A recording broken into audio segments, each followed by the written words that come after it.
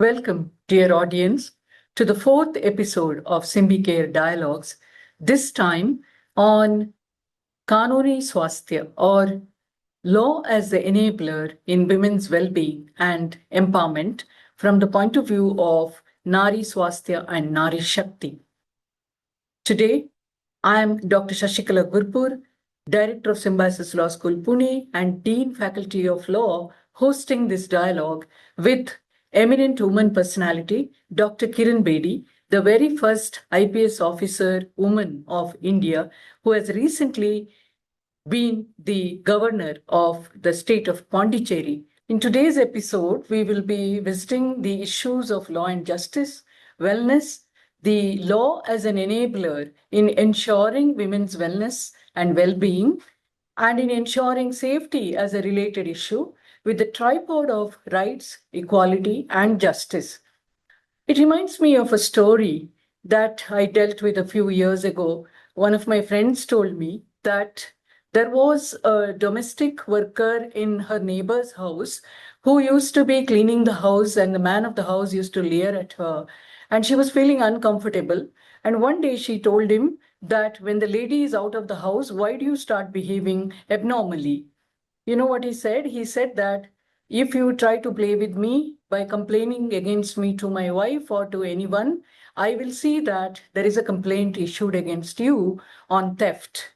It is at this juncture that I would like to share with you all the very idea of World Health Organization's idea of well-being had four key indicators in terms of women's health.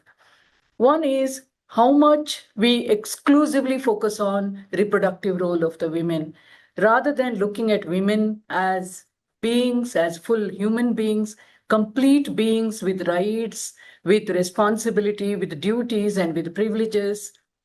Power inequality, as I gave you the story of this lady, where she either has a choice of leaving that job or she has the other bad choice of staying in the job and putting up with the harassment.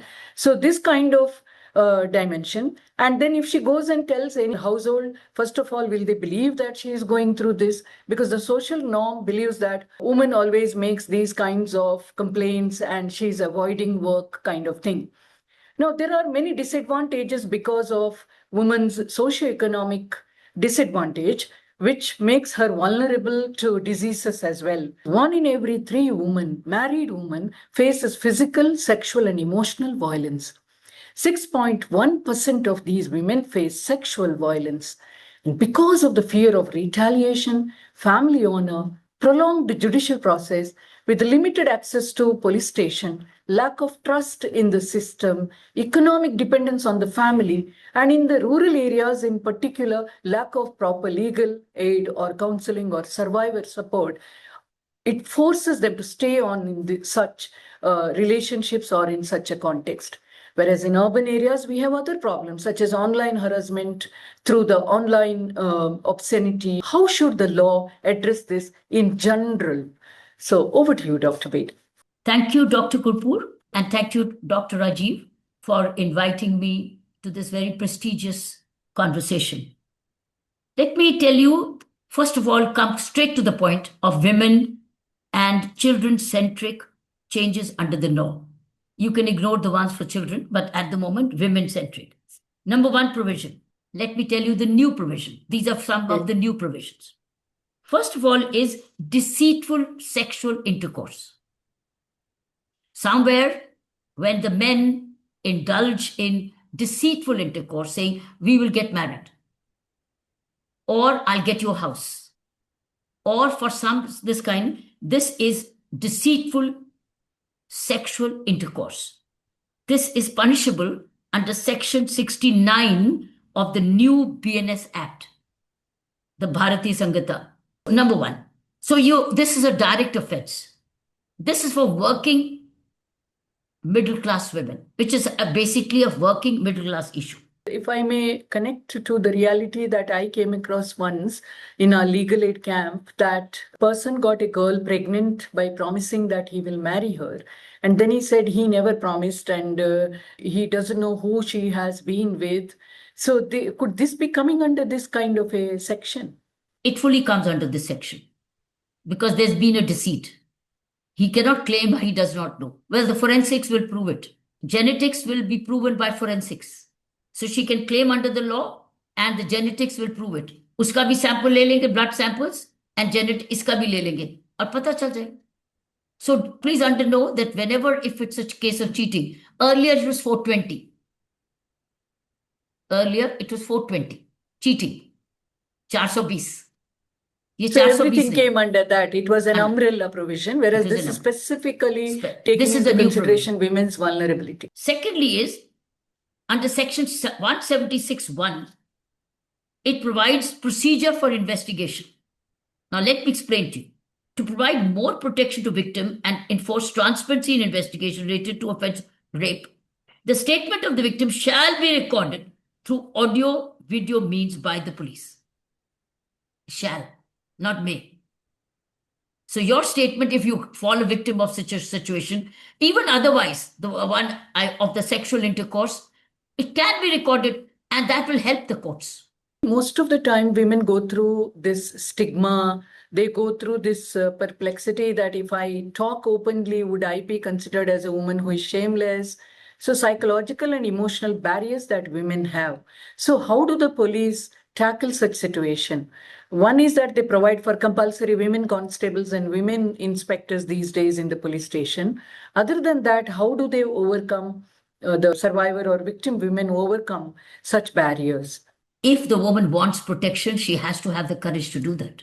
Exactly.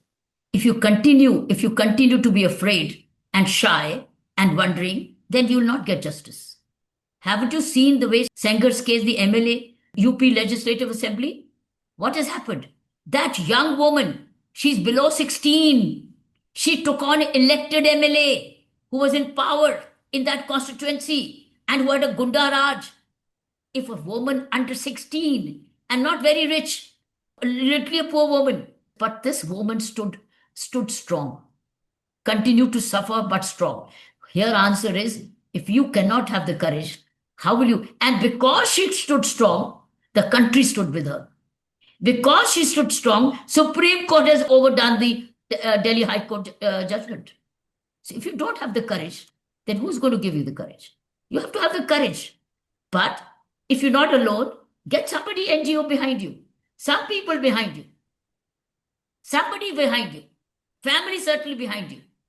So you will, if you seek help, help will come.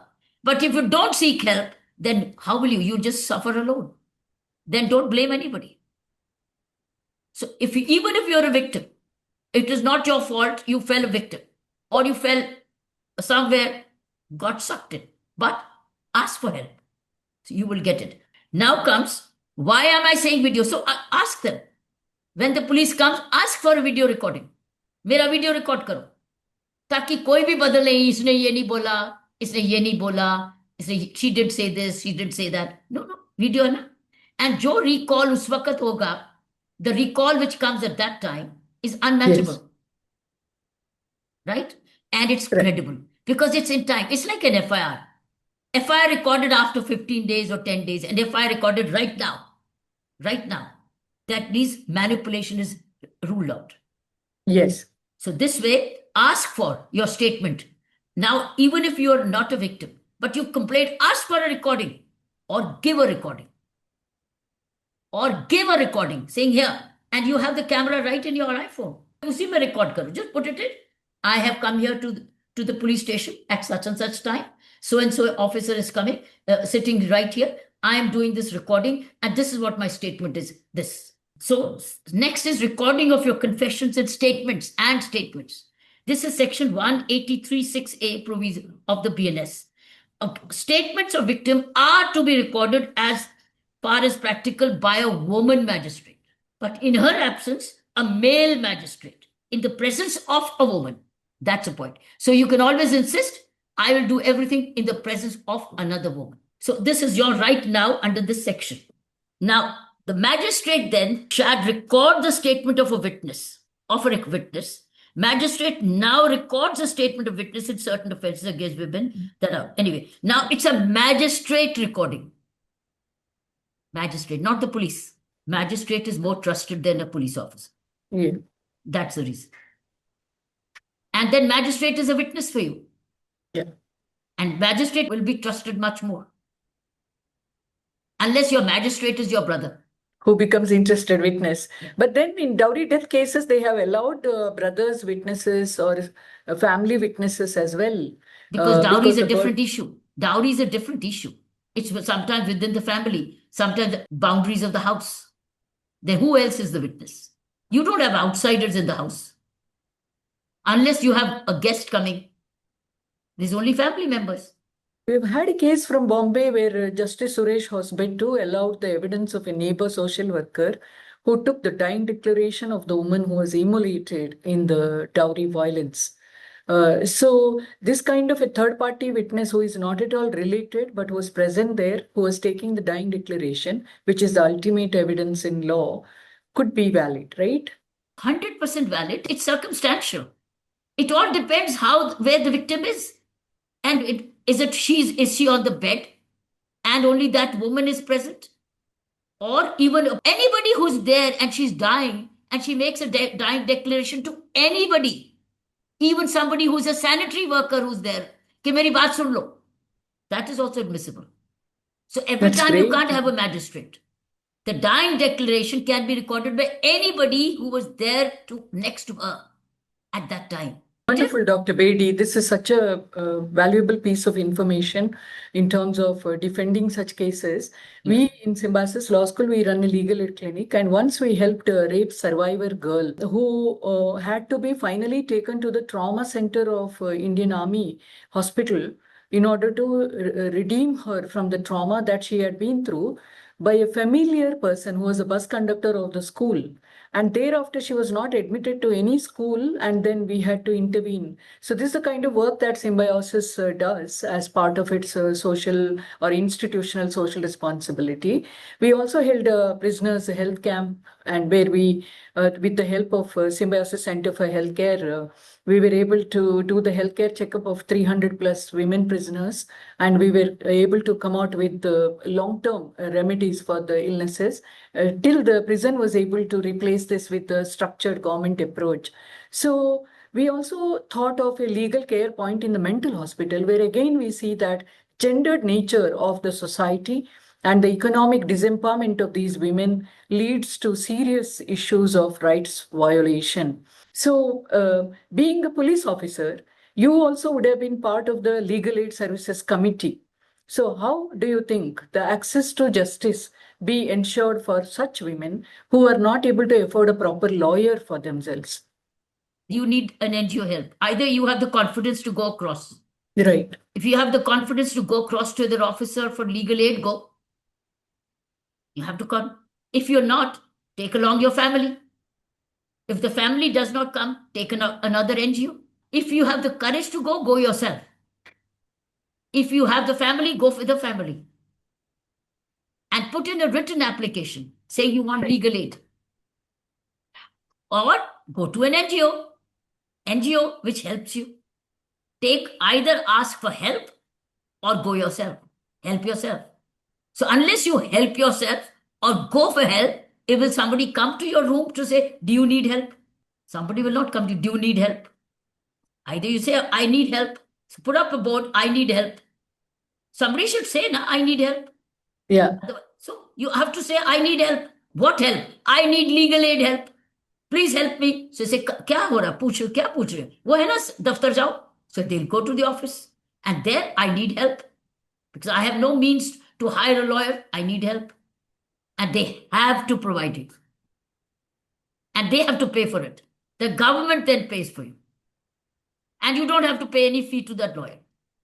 He cannot ask you for a fee. And if it does not perform, go back to the legal aid cell.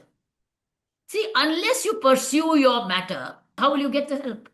So when you were working through an NGO or your kachari, how did you tackle such issues? Did you tackle any rape survivor? Did you tackle any dowry violence survivor? How exactly you have overcome these challenges to such safety issues of women?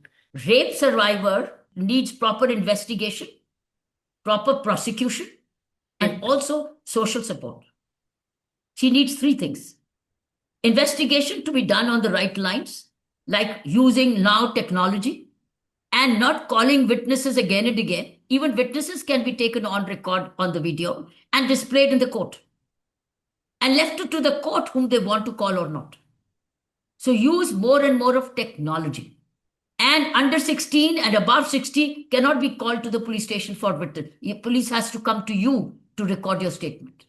Is try and encourage the use of technology as much as possible. As far as I'm concerned, a rape victim needs legal support, prosecution court support, and family support, or an NGO support, means community support. So unless you do this, how will she stand back again? Now, in this case, Sangar's case, she herself has stood, and her family has stood, and some individual volunteers have stood by. Though the prosecution has not been strong. Investigation was very dicey because he was a man in power. So the other man has money power, muscle power, lung power, or official power, and he overawes you. You need to balance it by fighting back also as social support. The next question I have you is about how has medical examination process improved in case of heinous offences such as rape, and how does zero FIR concept come into help in these cases? Both are independent of each other. Let me come back, since you were talking about the rape victim. The report by the doctor must be submitted within 7 days by law. Here, the law says this. But then 7 days. This is provision 179(1), where report must be submitted within 10 days. So it's now not unlimited time. Second part was zero FIR. You may be in Pune, but your offense was committed in Delhi. Can the police station say, wo to Delhi jao? Offense to Delhi mein hua? No.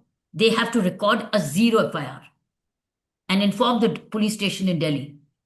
That's it. Then Delhi. But FIR will be recorded. And this is provision 173(1) of the BNS Act. The filing of the zero has been introduced. Earlier, it was a selective practice. Now it's by law. Ye nahi hai ki will not record your FIR. Record zero FIR. And then transfer it, inform the concerned police station of that city. Right? It requires, that ensures quicker reporting, and particularly in cases of domestic violence and sexual assault, where you may have to come back to your parents' home. Your mother's place, Yeah, mother. So your mother's place is Pune, and your violence took place in Delhi. So does it mean that you have to come back to Delhi? No. Record at zero FIR in Pune. The attention to some of the recent most progressive kind of approaches by some of the state governments on the policy on menstrual leave. So why bracket everybody together and let the woman ask for medical leave? Why should she not use medical leave when she has a menstrual issue? Menstrual leave is your medical leave. Ask for it and get it. You will get it and you're entitled for it. But everybody need not be in the same bracket. That's my view. What would be your one-line takeaway for the audience who are watching this podcast? According to the gravity of the situation, if it has offended you, even a touch on the back, if it has offended you, please report. Question is report. I'm saying report, not complain, report. Report and record.